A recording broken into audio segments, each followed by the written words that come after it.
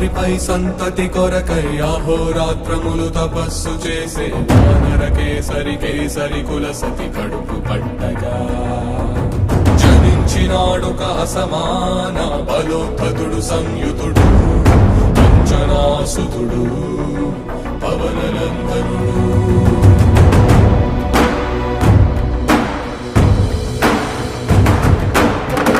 కిరణముల ఉదయాత్ముని గని అది పండిన తీయని పంటను పడు సూర్య మండలము పట్టి తినాలని ఊళ్ళూరే తన దేహం నాటున రవి మరుగై జగము చీకటై పోరా.